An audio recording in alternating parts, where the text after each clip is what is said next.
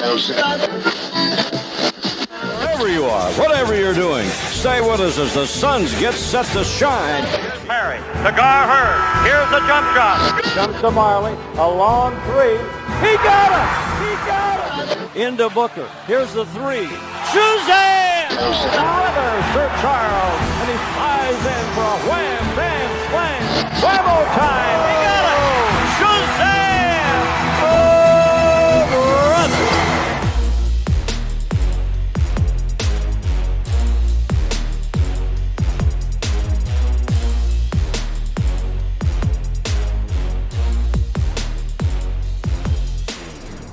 Welcome to 7 Seconds or Less, a podcast about the NBA and the Phoenix Suns. My name is Max McCauley, and I am joined, as always, by my co-host. His name is David Nash. David, how you doing? I'm doing good, Max. It's always good to be back. Lots of interesting players and topics for this position that we've chosen this week, I think. So looking forward to seeing what we agree on and maybe what we disagree on this one, Max. Yeah, this one may be some room for disagreement. We'll see on that, but it's just us this time, no guest. We're doing the point guard position, which for the first time in the history of this podcast, at least, David, will actually be about who's on the team rather than hypothetical fits. That's very true. Yeah, it's going to be interesting. I'm excited to talk about, Ricky Rubio, an NBA starting point guard. That's kind of fun.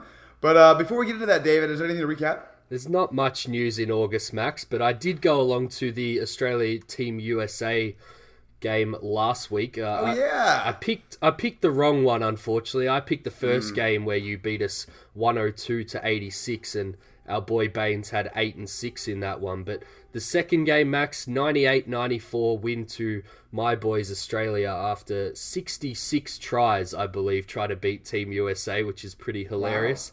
Wow. And Baines had 13 and 4 and looked a little better in that one. I've got some thoughts on him. But we'll save those for the Center Pod, which is the last one of our series next week, I would say, Max. Yeah, that's interesting. I actually missed that game. I didn't realize Australia beat us. Congratulations to you. Thank you very much. USA were pretty horrid down the stretch, and Paddy Mills caught fire. Boomer, our good friend Jacob, who listens to the pod, said Boomer Paddy is fun, and he certainly is. He's been fun for many, many years in an Australian uniform. Plays a slightly different role to what he does on the Spurs, and he caught fire down the stretch and got us the win. Ah, cool. Shout out to Jacob. Love Jacob. One of the nicest guys. He really is. But there was that Rozier news that I mentioned on last week's episode, Max, which is a little old now, but fits a little bit more in line with this episode. So I thought I'd read you the quote first from the story, because I'm not sure if you or the listeners have heard it. I'll read a little bit of the story and the quote from Rozier, but he said the article said he spent much of the night dreaming of what it would be to light up Madison Square Garden. By the following night, not only the Knicks, but also Phoenix had offered a contract, a bigger, better one. We're going to have to take that one, though, he thought. Then the Charlotte Hornets beckoned. Rozier remained inclined to accept Phoenix's bid. That was when Rozier said Michael Jordan, the Hornets' principal owner, intervened. Mike was overseas, and I can just picture him probably having a cigar in his mouth, and the words he told Mitch Kupchak, the GM, was like, "Get him over here. Do what you need to get him over here." And then Rozier said he'd be a fool to go anywhere else and to turn down MJ, which really made me think, obviously the current players still have MJ in that high regard, even though he's been a pretty terrible owner for the Charlotte Hornets. And I wondered what your reaction to that news was, Max, because I had mixed feelings on it. It wasn't positive, I'll tell you that. I'm looking actually at a poster I have on my wall of Michael Jordan and Charles Barkley hanging out. I think it's during the finals or something maybe it's from, but just seeing him with the Suns right there, it really saved us. Michael Jordan did. He really did. Terry Rozier is just not a good basketball player, and maybe he'll improve in the future. Maybe he's one of those guys who just needs a different situation. But based on the evidence we have, he isn't good. Yeah. And especially he's not worth, what is he making, $19 million a year for 3 years of that? 3 for 58, yep. Jesus Christ. I mean, so that's just insane.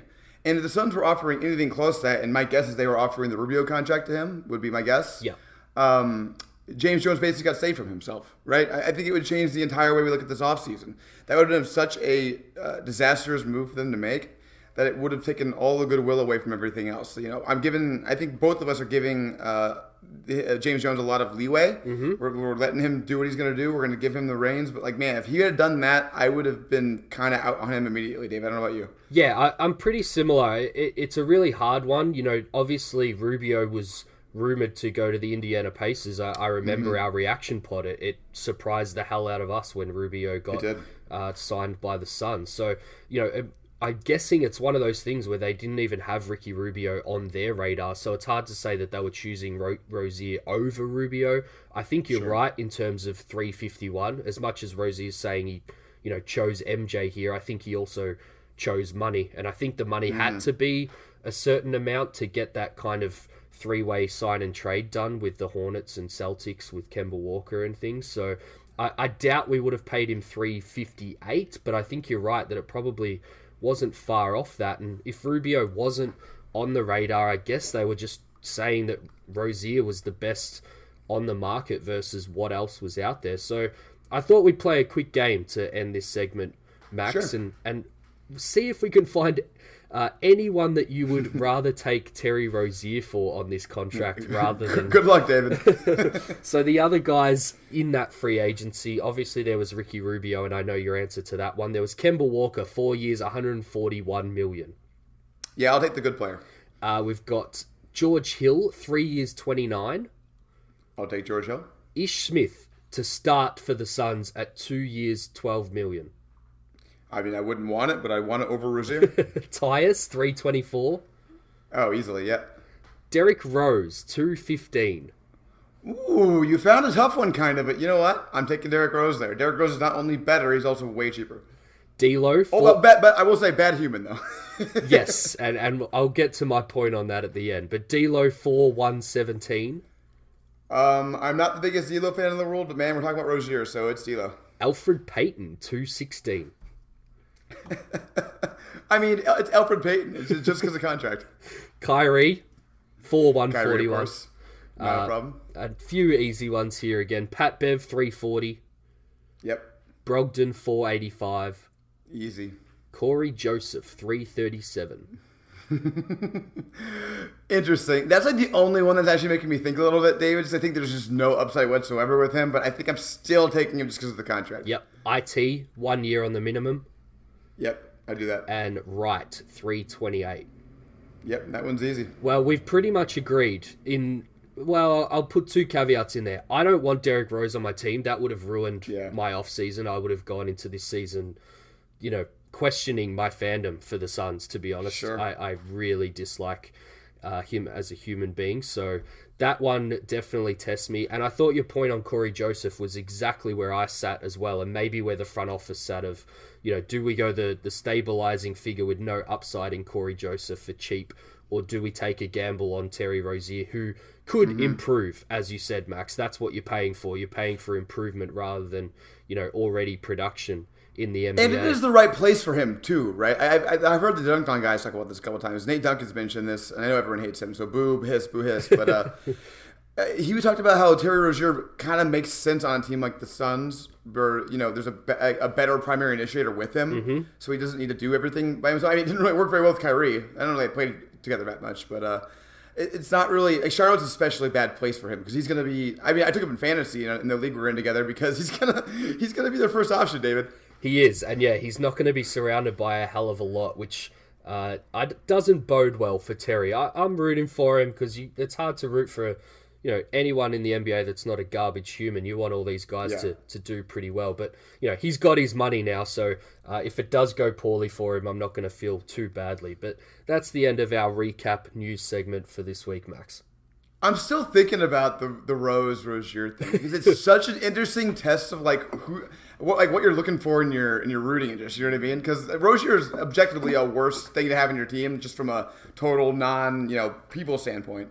But Rose is such a bad person. It's just interesting to me, man. Yeah, I just couldn't root for a guy like that wearing the purple and orange. It would really, really change how I looked at the team. Even though we've been terrible for some time, and signing Rozier might be resigning us to being even more terrible next season, I'd probably still take it over Derrick Rose, which I'm sure there's some people listening that don't understand that or think I am being overreactionary. But that's just where I sit, Max.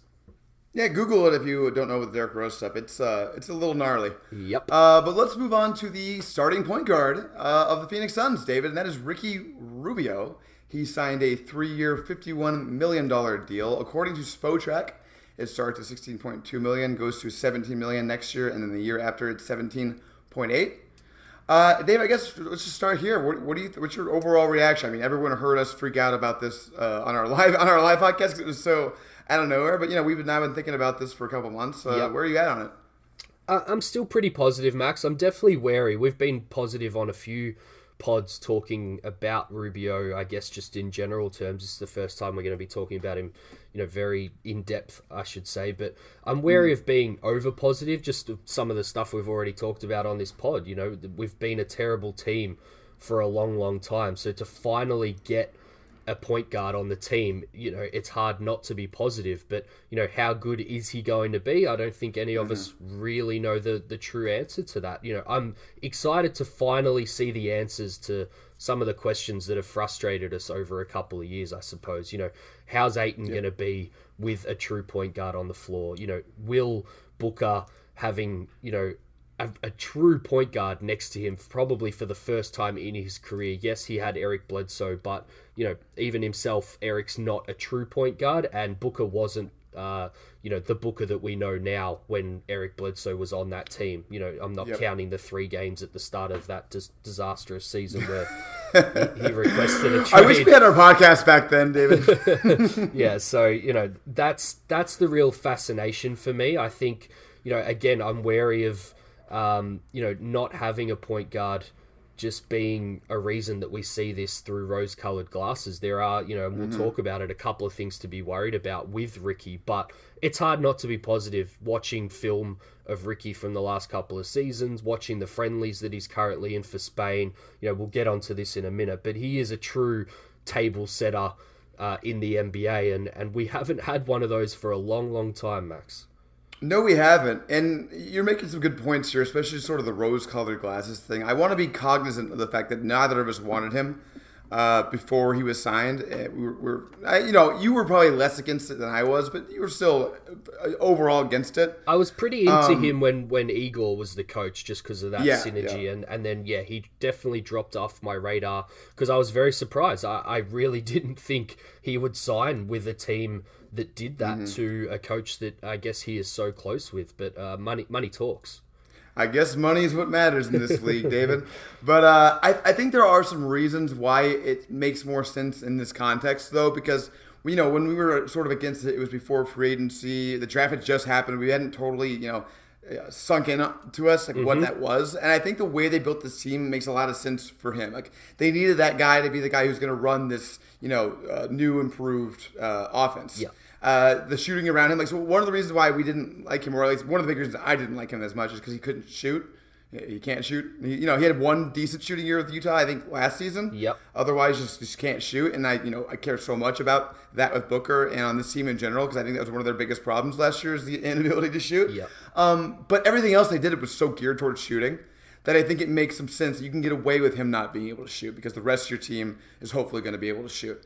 So I think that's a big part of it. And the other thing, too, that's gotten me on Rubio is I watched a little bit of that Spain-USA tune-up game. And, oh, my God. I just watching him play and being like, that guy's going to be the point guard on the Suns next year.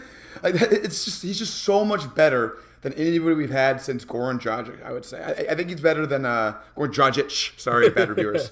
I think he's better than Eric Bledsoe. I really do. I think Eric Bledsoe is probably a higher upside player. But Rubio's a better point guard. I don't think it's even close, right?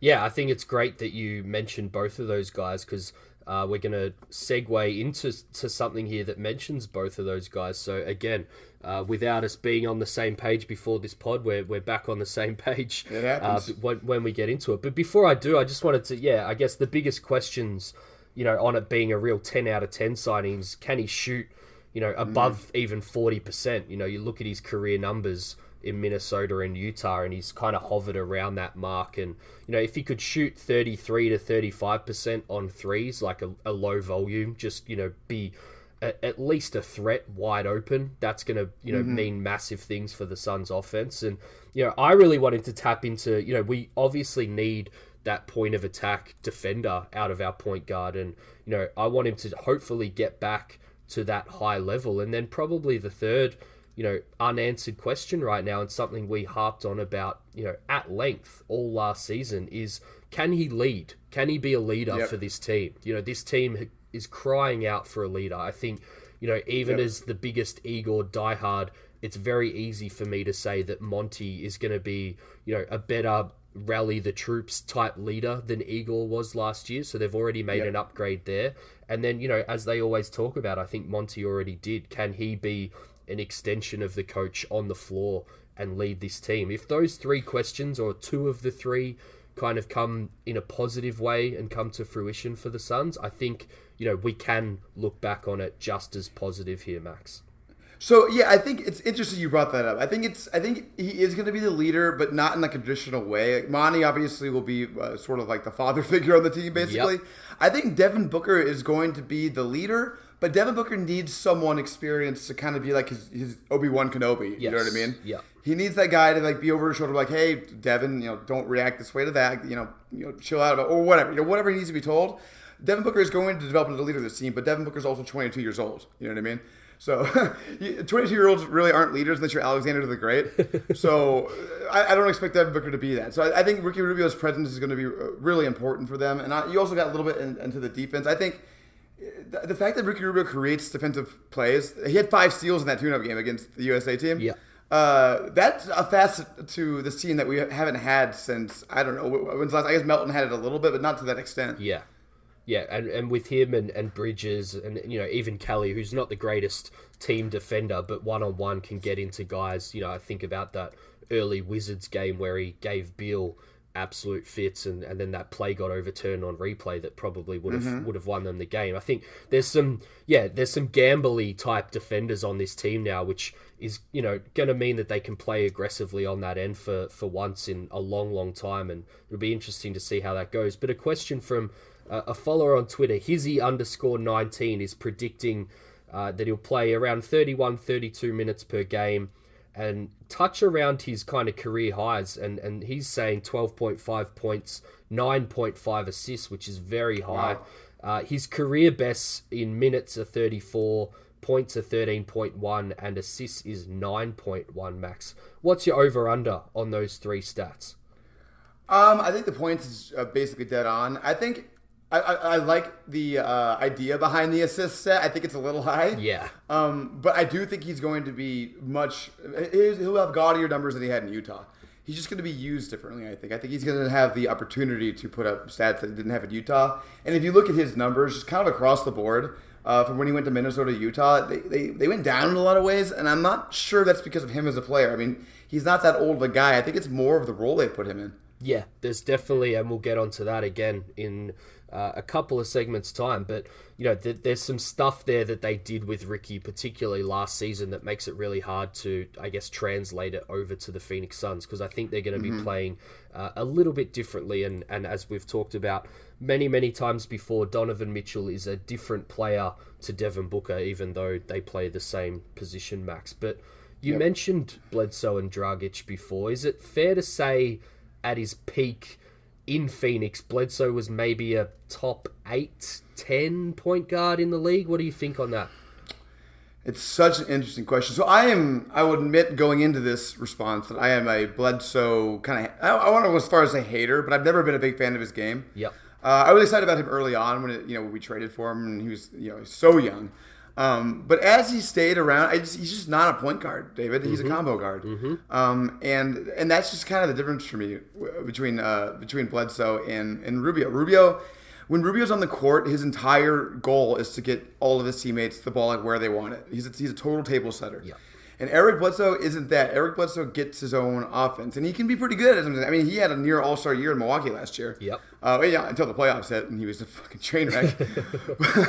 So I think Bledsoe is probably better than Ricky Rubio. But I think for this particular team, there's no question I'd rather have Ricky Rubio. Yep. And, Goran obviously had that All-NBA honor season, which, I guess with that award at his peak in Phoenix, you could say he was a top 3, maybe top 5 point guard in the NBA, depending on who. was a one-season thing, but he was incredible that season. Exactly. So, it's been embarrassing ever since those two guys, and even with Bledsoe, as you mentioned. So, I thought we'd look at where Rubio might rank this season, again, touching off that rose-coloured glasses here to bring a little bit of perspective. Are you up for that?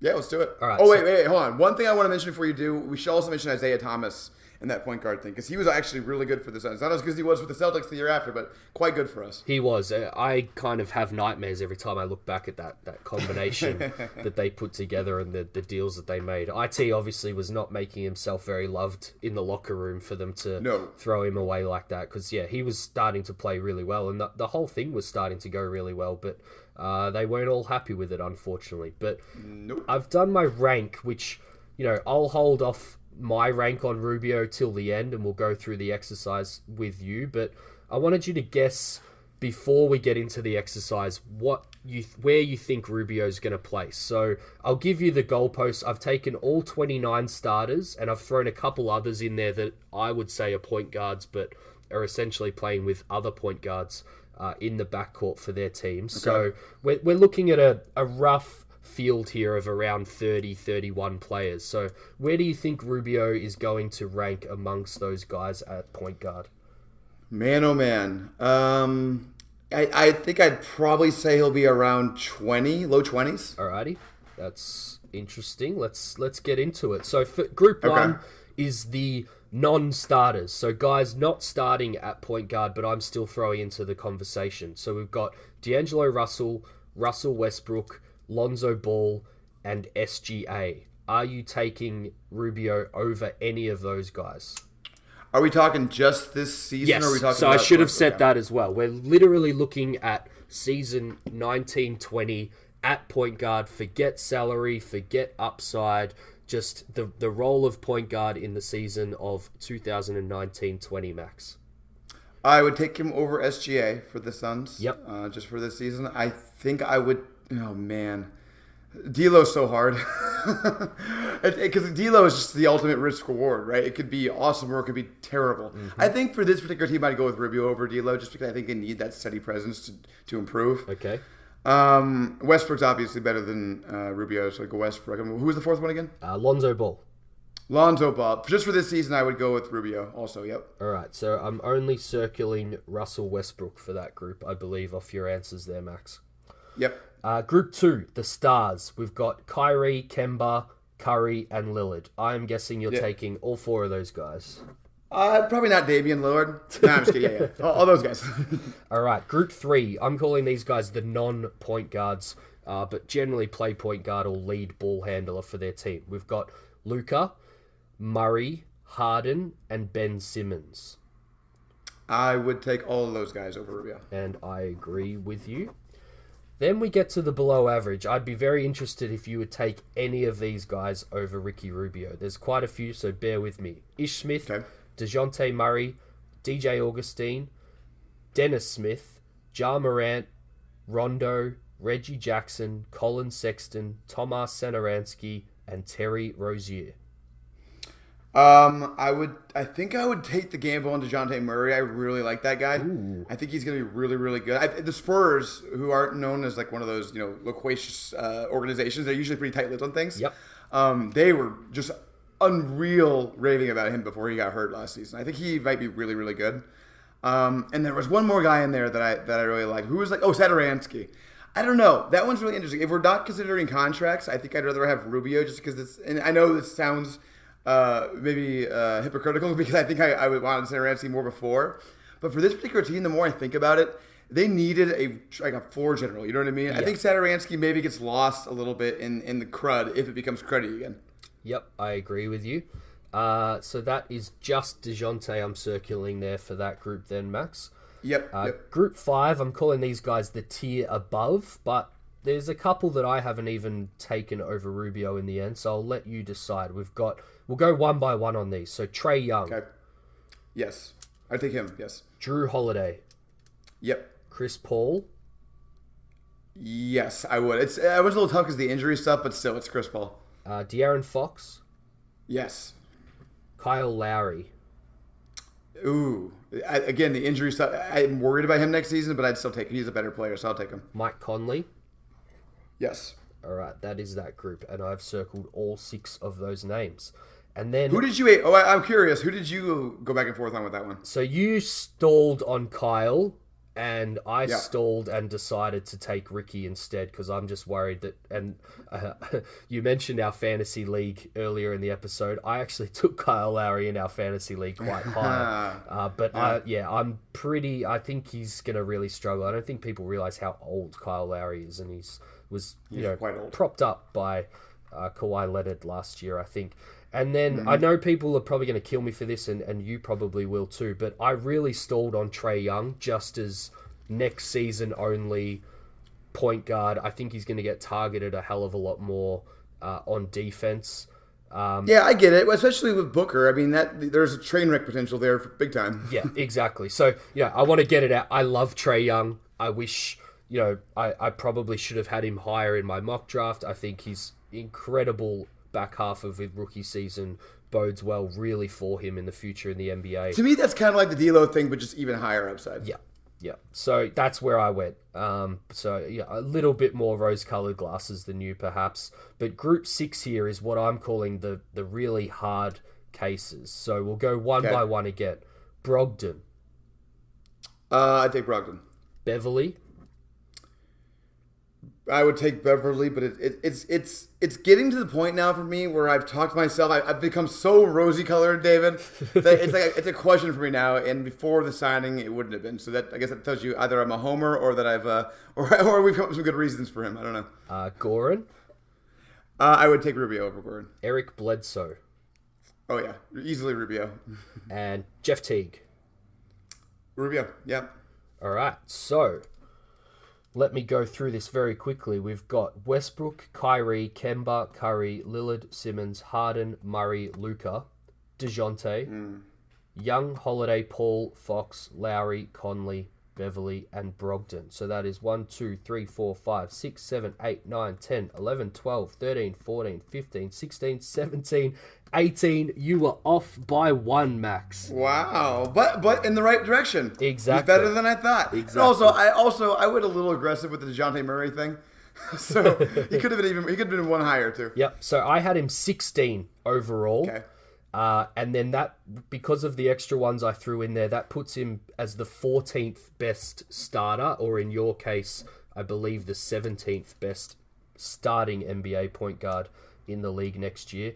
And if you take all those non-traditional guys out and are literally just going pure table setter type point guards, I think you get to about 10th for me and probably 12th or 13th in the league for you, which to a general NBA fan listening and us being excited about that, they would probably laugh, Max, but I'm sure all the Suns fans listening who realize we literally haven't even had an NBA point guard on our roster the last 2 seasons, it's going to be a massive upgrade even to have a league average point guard running this team next year, Max.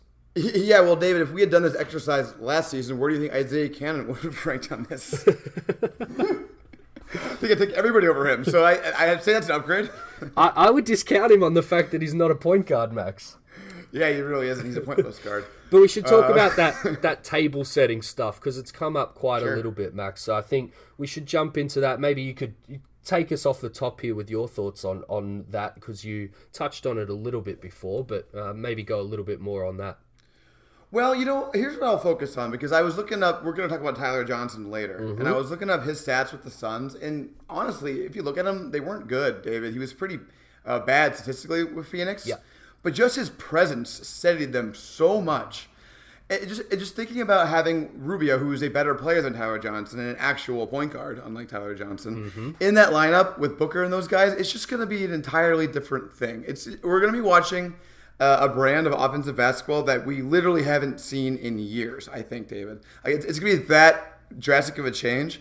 And I think that's a big reason why you're seeing some of the statistical projections. I think ESPN and others have them in the high 30s of wins. Yep. It's because it's not so much that Ricky Rubio is this superstar player. It's that the difference between him and where the Suns were at is sort of the same difference you get when you go from a normal player to a star. Yep. You know what I mean? It's the same gap they're making up. Yeah, I totally agree. And I think, one thing we can be pretty certain on is his ability to run a team and to pass the ball in the NBA. He's shown that literally since he started with Minnesota in his rookie season. And, I went a little more recent. I looked at Rubio on the Jazz last season and what his passing kind of did to the numbers of that core group that were with him in Utah last year. Interestingly, he didn't help Mitchell or Gobert quite as much as I expected. In fact, it was really the other way. And, that's, concerns with the data and stuff as well. So let's not get too bogged down in this. But, Gobert shot 66.9 from the field last year and was only 53% on Rubio passes. And Mitchell was 43 from the field, 36 from three. And from Rubio, he was 39 from the field and slightly under 35 from three on Rubio passes as well. Obviously, Gobert's not the same pick and roll threat as someone like Ayton, so we can't look into that too much. But I did look at Cat's last season with Rubio as well, and those numbers weren't great too, comparing his kind of overall field goal to when he was getting passes from Ricky. And, we touched on it before, the Mitchell-Rubio combo wasn't great either. So, can he be better with Booker? That's going to be one of the questions that we're waiting to see. But he really helped shooters on the other end. So, Ingles, 39 from three last year. He was 44% when Ricky Rubio was passing him the ball. And Crowder shot 33% last year with Utah, and he shot 43% with Ricky Rubio passing him the ball. So that's the really interesting thing for me here is Ricky seemed to help all the big shooters, the guys shooting over one a game off Ricky Rubio passes. But Mitchell and Gobert, it wasn't great, which I guess no surprise that they finally decided to move on from Ricky. But, when we've got Ayton and Booker play the same position as those guys, not the same players with either of them, but it is worth noting, I think, Max. Yeah, it absolutely is. And even though I guess the percentages aren't changing that much, Ricky Rubio has always been a great on-off guy. Yeah. The last couple of seasons, it hasn't been as stark in Utah. He was, only in the +1 sort of area. Mm-hmm. But in Minnesota, and I haven't said percentile yet, Chris Koff will be disappointed, so I'm going to start saying percentile. He was, so after his rookie and then his sophomore year, so his third year in the league on, 98th, 94th, 96th, 80th percentile in terms of differential on-off in the league as a point guard. Yeah. The team is 12 points better with him on the floor most of the season, which is ridiculous. I mean, he was a really underrated player for a very long time in Minnesota. Mm-hmm. And, the thing about him was he was very flashy coming to the league. People thought he was going to be like the next Steve Nash. I think he was compared to Steve Nash quite a bit. Yeah. And he's just not a flashy player. And I think people just kind of forgot about him to an extent because he's just not that fun to watch compared to, some of the flashy guys in the NBA.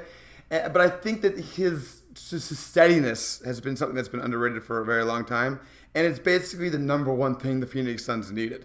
Yeah, it won't be underrated next year if he brings that again. No. We're all going to be raving about it, and people are going to probably think we're going over the top. But again, when you haven't seen a point guard like that in a Suns uniform for some time, it's going to be rave-worthy for us. And digging into... David, this just came to me real quick. We talk about, can Devin Booker make the All-Star game, all that stuff. Can Ricky Rubio be the most improved player in the league next year? Ooh. I have a fascination with the awards and have my rules for how they generally get given. And most improved is still a points award, as most generally of them are. So that might hold him back, particularly because his raw numbers probably won't look that different. But will people start to take notice of the Phoenix Suns if they jump to, some of these projections, 35 wins from 19 or something like that, and kind of go, well, who changed the team? And obviously people are going to see that Booker and Ayton were hopefully better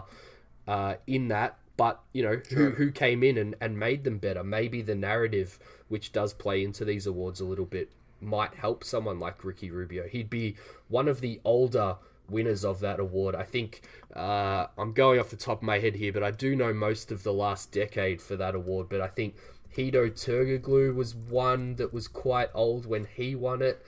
And maybe Ryan Anderson off the top of my head. But I'm Googling it right now. Ryan Anderson won it in 2011-12, which I think he was still kind of... Well, how old was he back then? Well, he's like 48 now, so he's probably like 40, Max. Yeah. Yeah, I'm looking at the list now of guys. You're right. It's generally younger guys who win this award. Yeah. Did you realize Steve Nash didn't win it? I guess because they gave him the MVP, but like he probably should have won this too.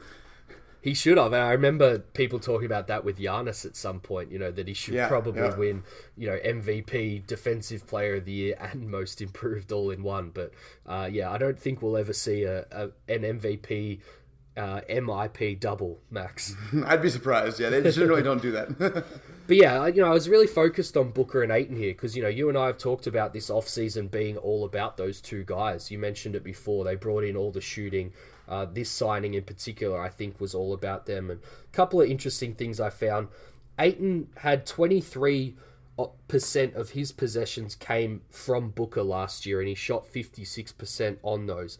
The next best in the team was 9.8% from Mikal. So, wow. The offense is going to be a hell of a lot more diverse with Ricky Rubio at point guard, and it's going to help Ayton a hell of a lot, I think, because it's going to be far less predictable. He's going to get his touches from more players on the Suns' court, and Booker's top 4 pass frequency last season were all non-point guards. So these are guys giving Booker the ball.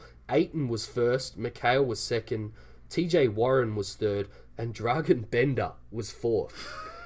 And that's before, I believe, you get to Melton at 5. So, again, that was how Booker got the ball on this team last season and took shots off passes, I should say. So, all of a sudden, Ricky Rubio, you would think, is going to be at the top of that list, if not at least in the top 3, Max.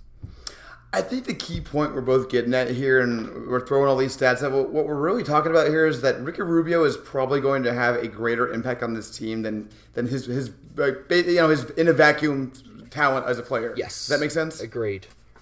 He's just going to be somewhat revolutionary for this team, I think. I that word's strong, but I think it's going to be a whole different thing, and I can't wait to see it. And maybe I'm being a homer and talking myself into it, but man, I'm enjoying it. Yeah, I think it's going to be the funnest thing for the start of this season to watch is his effect on the team. But I guess while we're in the starting point guard conversation here, do we want to talk a little bit about Devin Booker at point guard, Max? Yeah, let's quickly do it. We don't have to focus on this too much because we went really long on Rubio, and we've talked about this a lot also. Mm-hmm. But I think we're not going to see him as a starter unless Rubio gets hurt. So that's kind of the question I wanted to ask. Say Rubio, who is not exactly a picture of health, goes down for a couple months or something like that. Like, what does this rotation look like? You think it's probably going to be Tyler and Devin, I guess, and then what? Yeah, I think that's where you're hoping for, a couple of guys we're going to talk about after Did You Know have hopefully stepped up and earned minutes. Maybe Ty Jerome can step into playing backup point guard. But yeah, in that hopefully unnecessary scenario, I think Tyler slots in and we see that old lineup that we saw last season. But, I think last year it meant no Tyler, JC, Crawford, Okobo, Melton, or Kanan when Booker was starting at point guard, which was nice.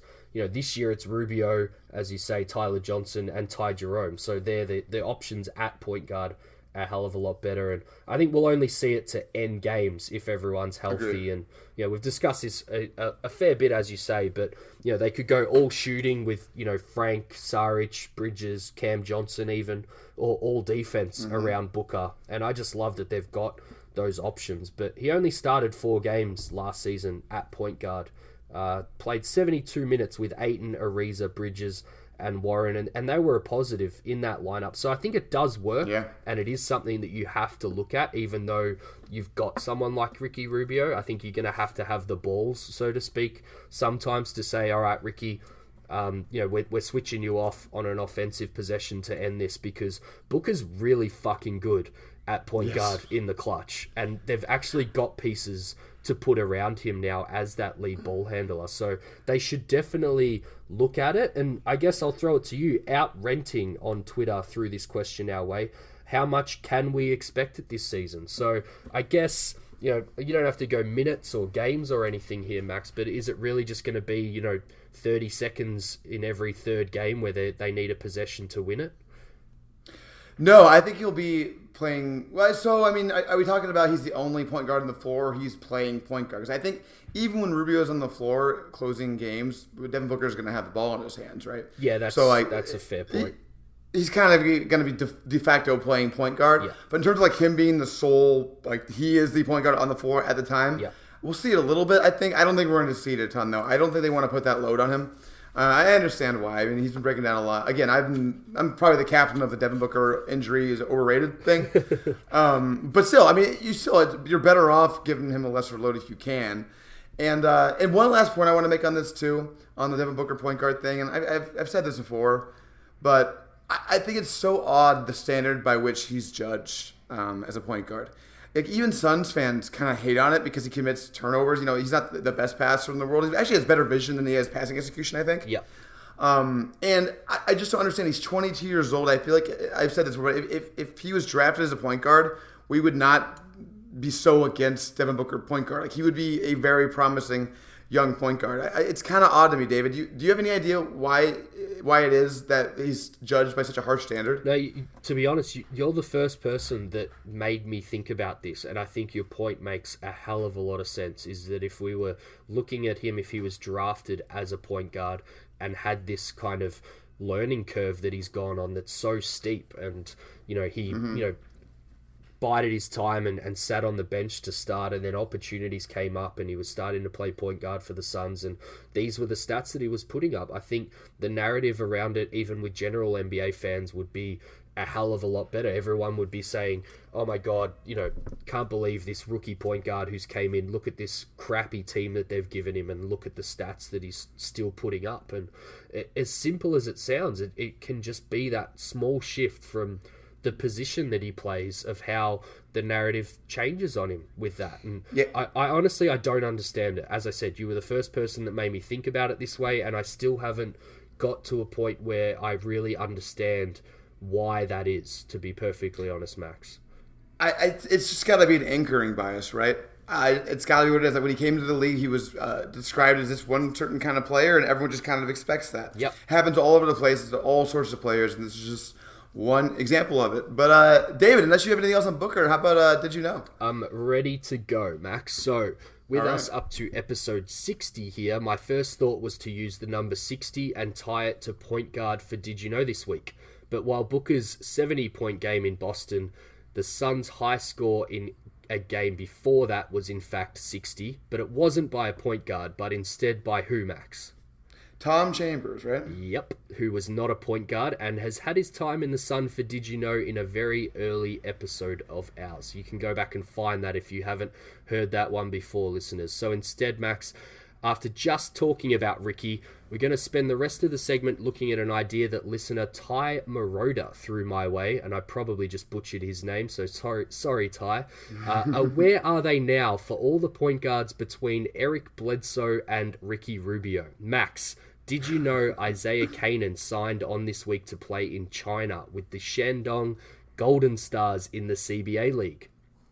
I did not know that. Coincidentally, Kanan was the first signing after Eric Bledsoe was traded on November 7 to Milwaukee and joined the team on December 13, 2017. But next up was Josh Gray, who signed February 2, 2018 with the Suns, and actually played in Summer League in Vegas for the Nets this year, which I didn't realize until Googling his name.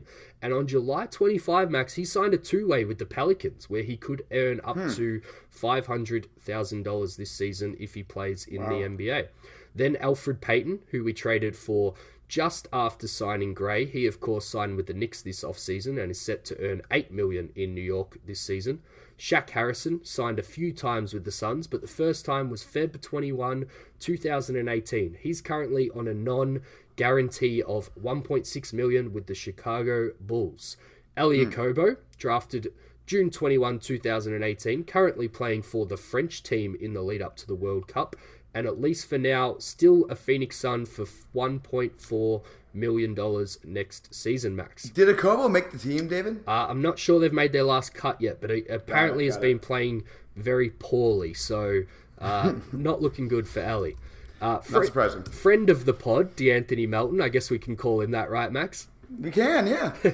Traded in on August 31, 2018 and traded out on July 7, 2019, making $1.4 million with the Grizz next season. Poor old Brandon Knight traded away on August 31, 2018, and still making $15.6 million this year with the Cleveland Cavaliers. And that concludes Ryan McDonough's era of point guards after Eric Bledsoe. Great work, Ryan. So we move on to James Jones's PG transactions since Bledsoe was moved. Jamal Crawford last signed with Phoenix on October 16, 2018, but as of right now is unemployed and was last seen doing pro-ams in Seattle. Juwan Evans claimed off waivers by OKC when we waived him, and like Gray before, could make up to $500,000 with the Thunder on that deal if he hangs around this season, Max. Now, an almost son and his buddy Marshawn Brooks is currently in China with Guangdong Southern Tigers, and Wayne Selden, who I'm not sure if you remember was supposed to be in that deal coming to the Suns as well. Yeah, He almost came in that deal, as we said, and just signed in the CBA as well with Shandong Heroes. Austin Rivers was kind of a Phoenix Sun, Max, and he's back with the Rockets at $2.1 million is his deal next year.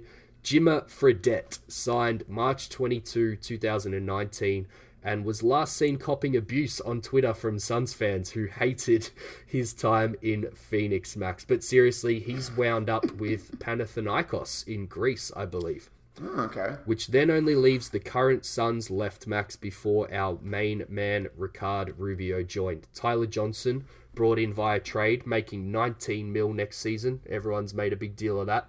Jalen LeCue for under $1 million, Ty Jerome for just over $2 million, and Javon Carter, who makes somewhere in between those two. Now, I can't let you off the hook that easily. We've hardly put you on the spot this episode, so a few quizzes to end the segment. Between McDonough trading for Bledsoe and then trading him away, there are a number of other point guards that came through, Max. This isn't all of them, but for the ones I mention, I want you to tell me where they are now. Ish Smith. Oh, he just signed with Washington, right? He did. He's with the Wizards and fighting with another ex-Sun who's about to be mentioned for the starting gig. He's making $8 million next season, so good on you, Ish. Kendall Marshall, Max.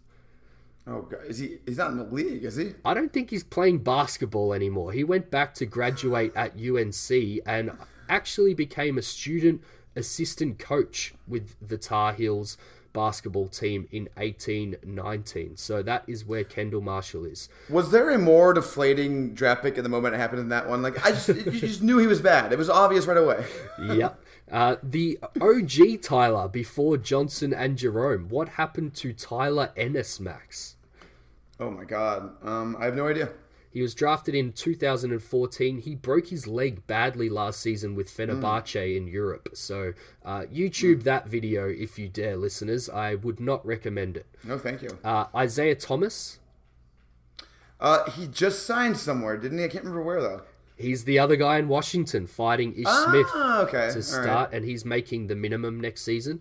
One that got away for Phoenix, your guy, Seth Curry, Max. Where did he end up? He went to Dallas. Yep, $7 million next season. What about Ronnie Price? Oh, man.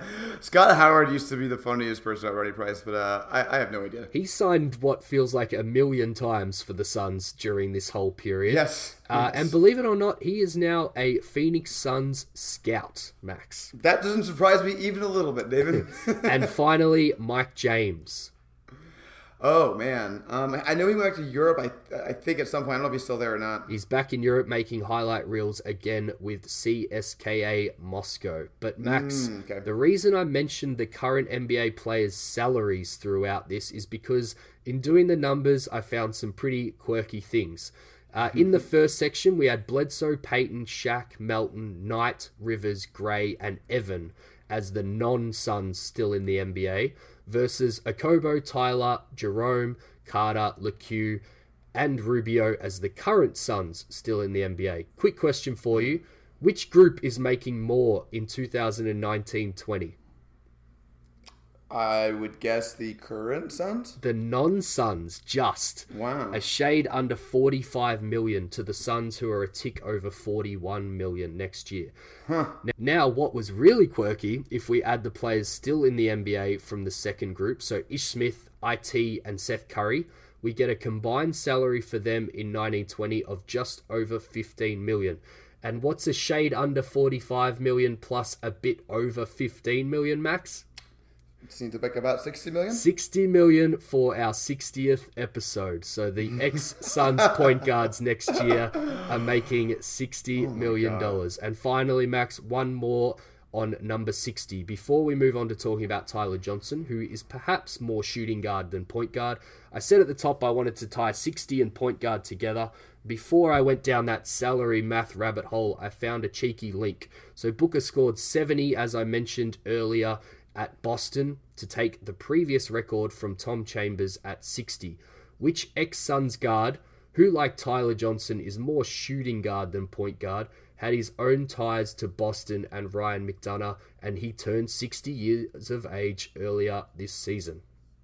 Eddie Johnson? No, it is, of course, Danny Ainge. Oh, yeah. He has his ties to Boston, yes. Shall we move on to Tyler and some of the younger guys now, Max? I have a buddy who I say to him, because he's really good at like noticing when people have haircuts, and I think it's like his X-Man superpower. And it's the most worthless superpower you could possibly have. And I feel like your X-Man superpower is making these absurd connections. It really is. It definitely is. All right, let's move on to Tyler. So Tyler Johnson is sort of, I guess I would describe him as the de facto backup point guard for the Suns. Yep. Even though he's not really a point guard. I'll go ahead and just kind of give you my thought on him and then see what you think. A lot for me comes down to his shooting. Right? It happens for a lot of players. I think him in particular. Yep. He got paid so much money a few years ago because he shot the lights out one year. And since then, he just hasn't done that. In fact, he's gotten kind of progressively worse as a shooter. Mm-hmm. A small sample size in Phoenix, but he was quite bad as a shooter. I think that's really going to have to change if he's going to be as successful as like a backup point guard for the Phoenix Suns this year. He doesn't have to be a lights out shooter, but he needs to be better than low 30s. He needs to be in the high 30s. I think would be great. Mm-hmm. One thing I noticed with him that I thought was the most interesting thing is, although Phoenix didn't get much better with him on the floor, they stopped committing turnovers. He was, I think, in the 98th percentile in terms of point guards off, and turnover percentage going down. Yeah, I remember talking. I thought that was really interesting. I remember talking about that through the 12 or 13 games that he played. He was getting up to, I think he maybe got up to 40 assists and 12 turnovers or something like that off the top of my head, Max. Yep, and this is not just his turnovers too. This is the whole team's, which is when he's on the floor. Yeah. And I think that is indicative of what he is, right? He's again, stability. He's similar to Rubio in a lot of ways. Not a lot of flash to him, but he's just going to be somebody that when he's on the floor, he's an adult. He's going to settle things down. You know what I mean? Yeah. Yeah, I very much agree. I think I'm kind of the pilot of the Tyler Suns bandwagon, Tyler Johnson bandwagon, I should say. So no doubt I'm kind of rooting for him to do well next season. But I think you've hit the nail on the head. Opinions seem to kind of wildly differ on him, and that's because if you look at his raw numbers, particularly with the Suns last year, he wasn't very good, Max. But if you watched those 12 games, I think you saw a different unit or a different team than what we were watching the 12 or even 40 games before that. So I think it's important to remember where he came from.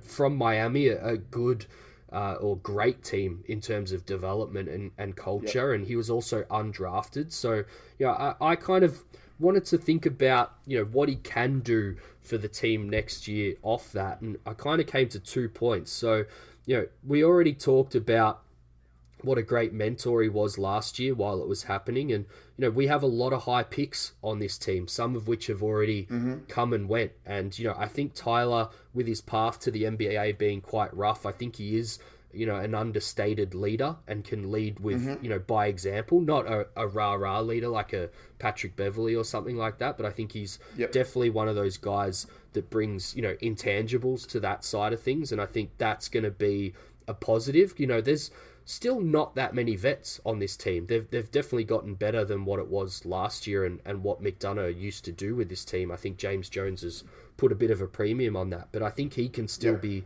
part of that. And then, I went back and looked at that best season. So you mentioned he, shot the lights out and got himself paid. I forgot, Max, he'd only played 68 games in the NBA before that Brooklyn offer came, which is just wild. Yeah, I noticed that looking at his stats today, and all I could think looking at that is like, what the hell? Why did Brooklyn make that offer? Why did Miami match it? Unbelievable. I mean, the 30 or so that he played in the season just prior to the offer, he was really, really good, but it was a total stab in the dark. So, I looked at the 16-17 season, which is the season directly after he got paid, and he played 73 games all off the bench, and that's essentially what we're hoping he does for the Suns next year, is kind of the first guard off the bench that plays consistent minutes in games. And Miami went 41-41 that season, and Tyler was in the second and third most used 5-man lineups. So, 40-41 would be a pretty, lofty goal for this Suns team to get towards. So that, again, is worth touching on with Tyler. He's not amazing, but if you just want to have a competitive, good team, he is a guard that can play in that rotation. And then, he was injured a lot, starved of opportunity, and that's how he ended up in Phoenix, I think. And, it is a little bit of a stretch to kind of go, can in 3 years later, in 1920, can he get back to that 16-17 form? But, looking at those two lineups that he was in, he played shooting guard in one and point guard in the other, and that's where I really love the fit of him being a combo for both of those roles next year. And I just think that it's a great role for him. That the shooting guard role was with Goran, Ellington, James Johnson himself, and Willie Reed. And then the point guard role, he was playing with Ellington, Josh Richardson, James Johnson, and Reed again. So I think the point there is, if you're going to have him at shooting guard or point guard, you need him with multiple passes. And I think, they've got Dario, they've got Mikhail, they've got Devin, obviously, and Ayton should also start to flash a little bit more passing out of the post next season as well. So, as long as he's not being asked to do too much, I think he can be a really good quality NBA guard. I totally agree. And the other guy you didn't mention there, who I think is going to be, I think these two are going to be basically attached to the hip because Tyler's going to be kind of his mentor in a lot of ways, Ty Jerome. Yes. I think in a lot of ways, Ty Jerome, what we're hoping is that he kind of takes on a lot of what Tyler Johnson is. Because, one thing I was so excited about, I thought we were going to take Brandon Clark, obviously, when we did the trade with Dario Saric. Yep. I was like, it was perfect because Dario Saric was going to start for a year. Brandon Clark's behind him, and then eventually, kind of supplant him. Yep. We still have that, I think, in our backup point guard position. I think that's kind of what the idea is going to be here with Tyler Johnson, Ty Jerome. And maybe we keep Tyler. That'd be great if we did. Obviously on a better number. But I think that maybe what happened, maybe the idea here is that Ty Jerome is going to be, basically have a redshirt year behind him and then become the backup point guard after him. And I wanted to jump onto your leadership point here. I think it was great. And one thing I want to point out is, remember how much the other players loved Tyler Johnson? Yes. He was part of the Valley Boys. They made him part of their little gang. How cool is that? He's the one that got picked up off the floor on that famous Valley Boys, moment and image, which I believe I was watching it the other day, was from the Warriors game where they beat the Warriors. That was where the picture came from, and Tyler was causing offensive fouls, diving all over the place, and that's where that photo came from when he dove for a loose ball, Max. That was the best win of the season, and he was instrumental in that win. Yep. He was fantastic in that game. He had one of the biggest buckets of the game, I think. Didn't he have a drive where he put it off the glass, if I remember correctly? I believe you are correct, yep. And I remember him just stabilizing things. I remember he was distributing well.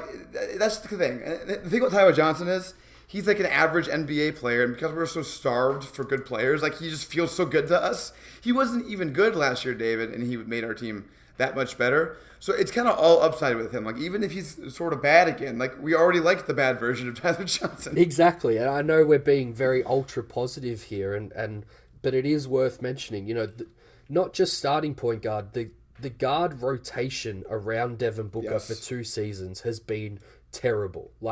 If you asked a GM to, give Booker, basically as many pieces or as many tries to fail in the NBA as possible and have Booker still beat you in that challenge, Ryan McDonough did that. He didn't give him absolutely anything to work with, or the team anything to work with. So I think your point there, the bad version of Tyler Johnson is still actually good for this team next season. But you touched on Ty Jerome there, and before we flip over to him, great question from Alex Veiro on Twitter, and a great transition between the two, Max. Before we move on to Jerome, is Tyler expendable if Jerome is good enough for the rotation straight away? You kind of talked about that starter or mentor, rookie type role, but say Ty Jerome does come out flashing. We've talked about Tyler's contract being pretty attractive for big moves at other positions maybe.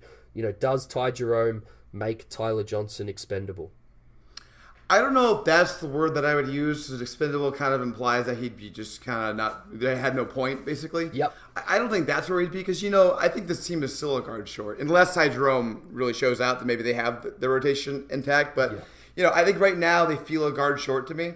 Yep. So it would be difficult to call him expendable. However, if Ty Jerome does really exceed expectations and he's ready to be the backup point guard right away, I think that Tyler Johnson all of a sudden becomes your salary in a trade at the deadline, right? If you're trying to make improve the team trade, because that $19 million, it's hard to build trades for star players without contracts like that. Yeah, it's the perfect contract for that, and I, even as a Tyler Johnson fan, have come to terms that he may not be back. Or he may get shipped off during the season, and that's just kind of the way that the NBA goes sometimes if you really want to make a leap. And, I guess that's a great way to finish on Tyler Johnson, is he's a steady player for now, but he's not going to, I guess, cause the Suns to make an extra leap on top of hopeful improvements this season. But let's talk about your boy, Ty Jerome, Max. Let's do it. So here's the thing about Ty Jerome, and we talked about this with Cole last time. It's all an athleticism question with him. Is he going to be able to hang in the NBA athletically?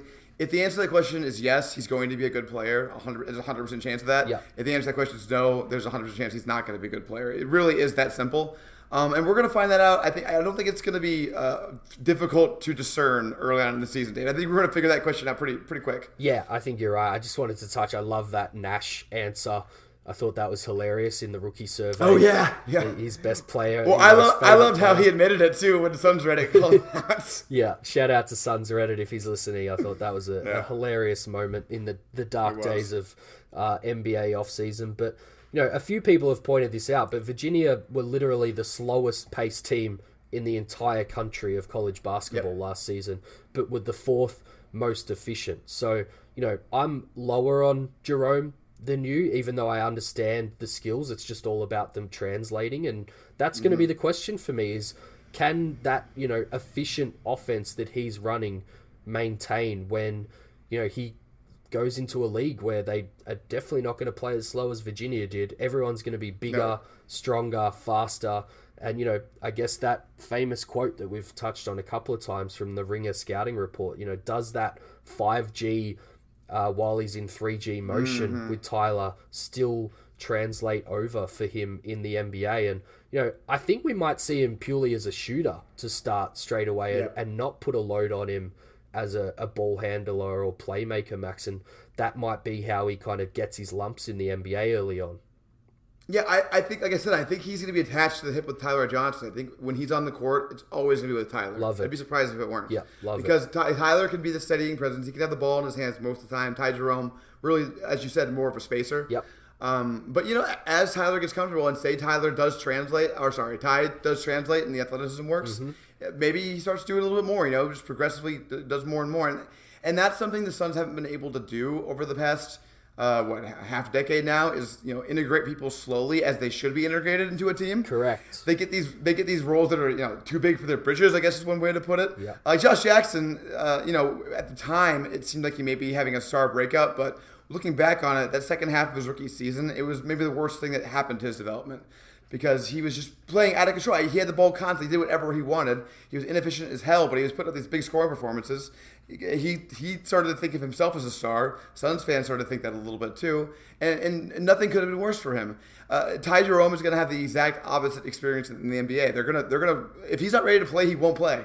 If he's ready to play a little bit, he'll play a little bit. Like, he's going to be in the role that suits him. Yeah, totally agree. I think that's the biggest issue with Ryan McDonough's tenure, looking back on it in hindsight, is he threw all these guys in. We've hated on Josh Jackson quite a lot, but you do have to factor in what the team did to Josh Jackson and whether a change in scenery and development might help Josh. And shout out Earl Watson for the faster quote with Josh Jackson and totally ruining him here. But ending on Ty, Glenn Brown on Twitter threw this one out, and you're higher on Ty than me, Max, so I think you're the person to answer this.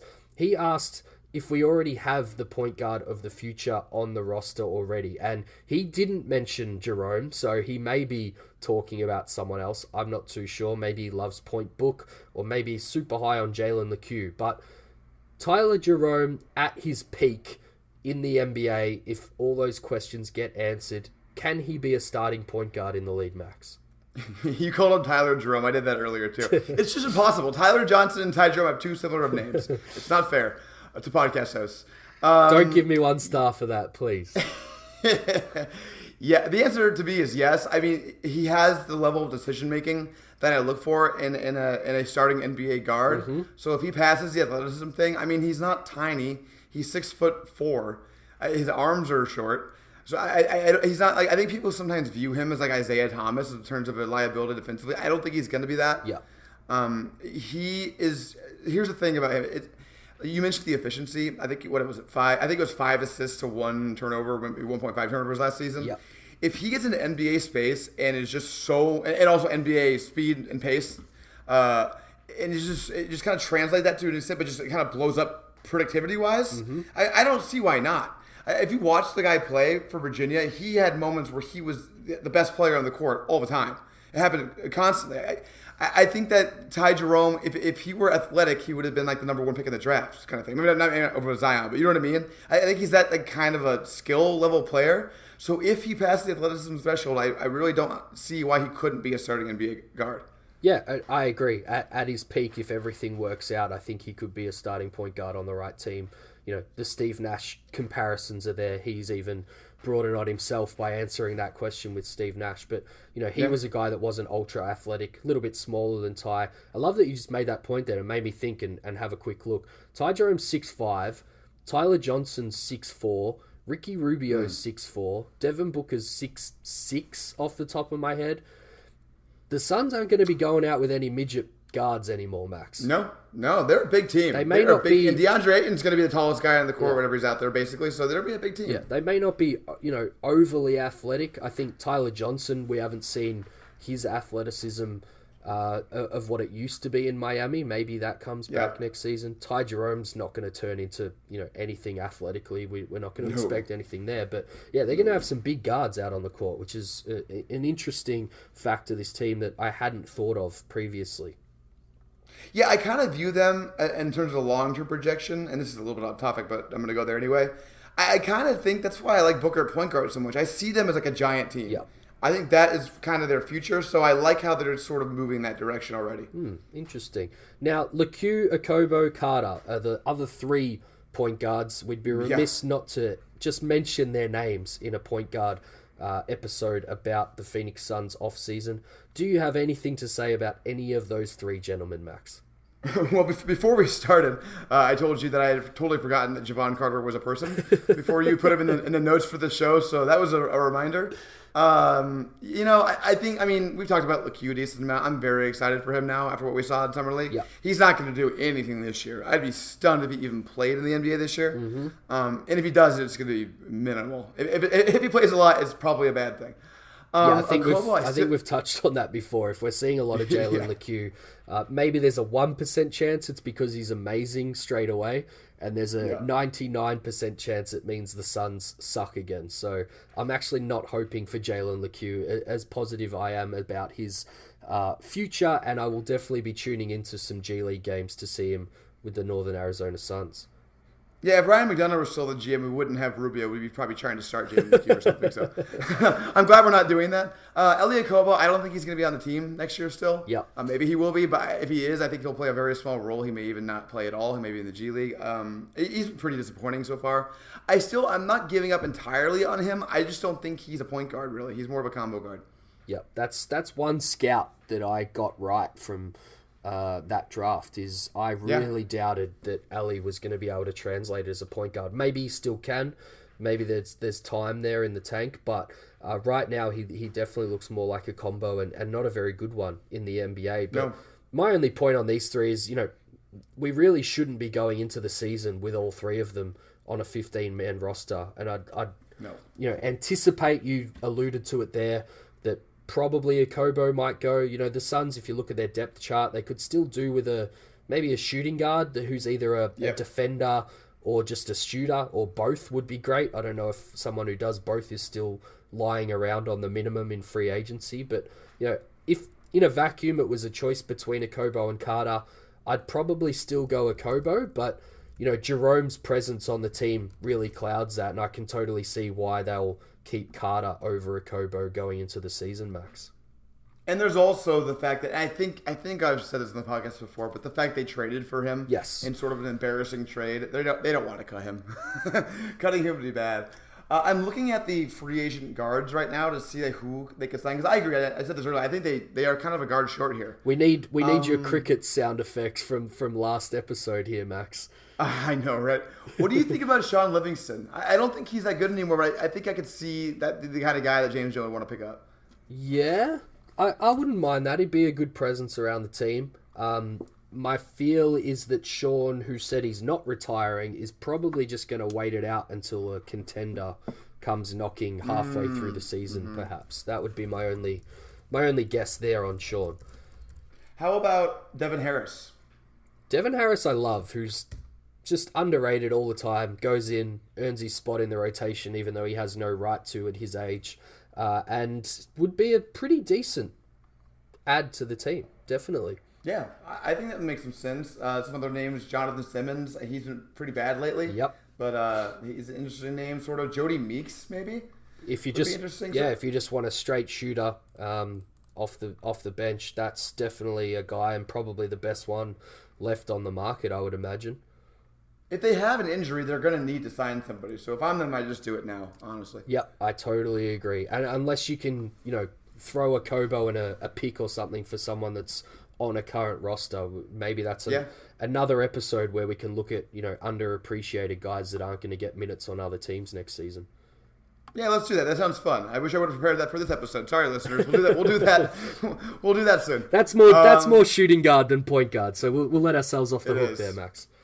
I think people liked our shooting guard episode. We focused on Devin Booker, and we were quite high on him, David. Yes. I'm still coming down from that one. All right, David, enough of this nonsense. Let's go to 7 seconds or less. It is your turn this week to ask me the questions. You'll ask me 3. I don't know what they are. I haven't prepared for them. I have 7 seconds or less to answer them, even though I think we break that rule every single week, David. Yes, and I may have broken it with the way that I've asked these questions. So okay. We'll see how we go. We're going to go with the 3 guys we've talked about the most in this episode. So starting off with Ty Jerome, I want to test how deep your loyalty to Ty runs already. Here are all the point guards taken in the last 3 drafts and their ages. I want you to tell me which ones you wouldn't trade Jerome for right now. And a reminder, Ty is 22 years of age and from the 2019 draft. So from that same draft, Ja Morant is 20, Darius Garland is 19, and Kobe White is 19. Would you not trade Ty Jerome for any of those guys? Oh my God, I am such a homer. I would trade him for Ja Morant just because you kind of have to. Oh God, I guess I would trade him for Garland. I don't think I'd trade him for Kobe White. Am I insane, dude? I knew that was going to be your answer, and I love it. 2018, Luka is 20, Sexton is 20, SGA is 21, and Aaron Holiday is 22, Max. Oh, man. So, famously, I hated Aaron Holiday in the draft. Yep. But he's actually looks pretty good, and Indiana really likes him. Man, I guess I don't think I would trade Ty Jerome for Aaron Holiday. The rest of the guys, I think I have to, right? Yep, love it. 2017, Fultz, 21, Ball, 21, Fox, 21, Frank Ntilikina, 21, Dennis Smith Jr., 21.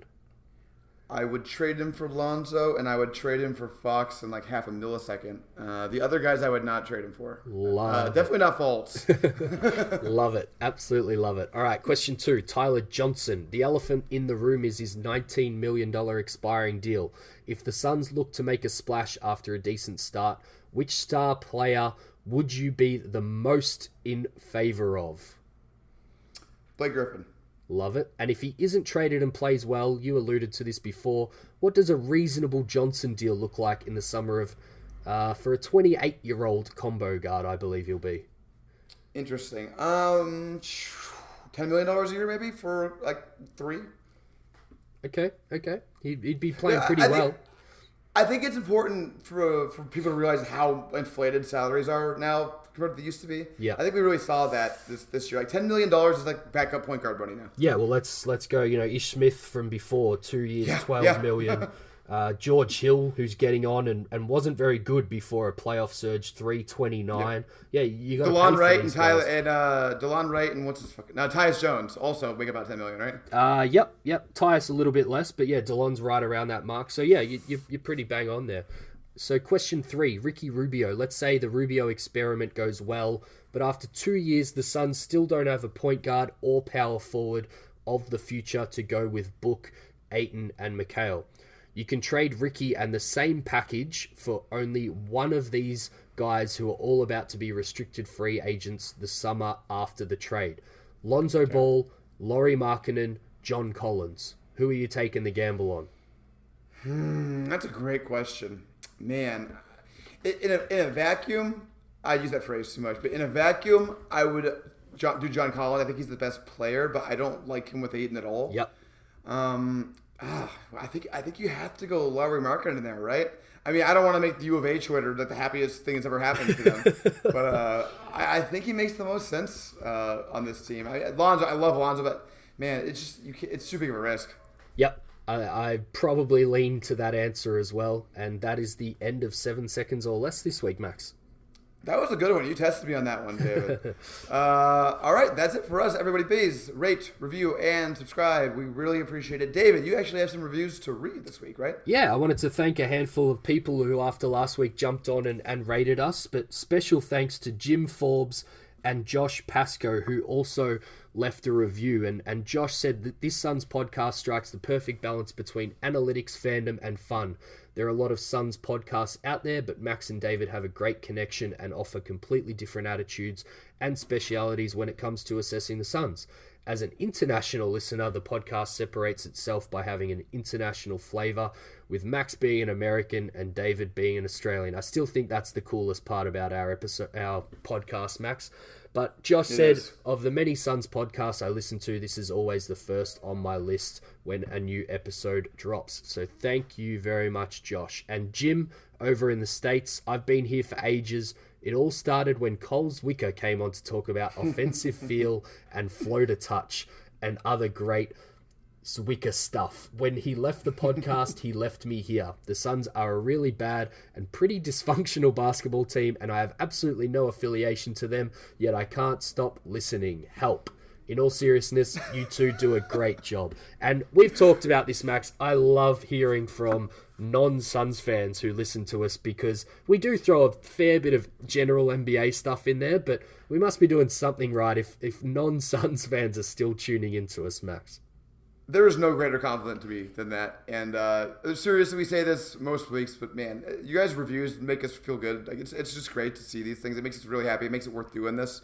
Obviously, we don't get paid for this, so that's the payment that we need. That's all we need in the world. Yep, and no one got to us about the new platform that we switched over to, so I think everyone was okay there. You can find us on iTunes, Spotify, Stitcher, TuneIn, iHeartRadio, Podbean, and YouTube. And if there's something else that I'm missing, listeners, that you listen on, please let me know, because I like to keep up with that. And moving over to the new platform, we've been able to make ourselves available on a few more different places. But Max, we're finishing off the series next episode with Ayton and Baines at center. I'm excited for that one. You can also follow us on Twitter. David is at the 4-Point Play. I am at MaximumCC11. Do not follow if you don't like Kyler Murray. I think that's it, David. That is it, and thanks to everyone for our 60th episode. Thanks, everybody.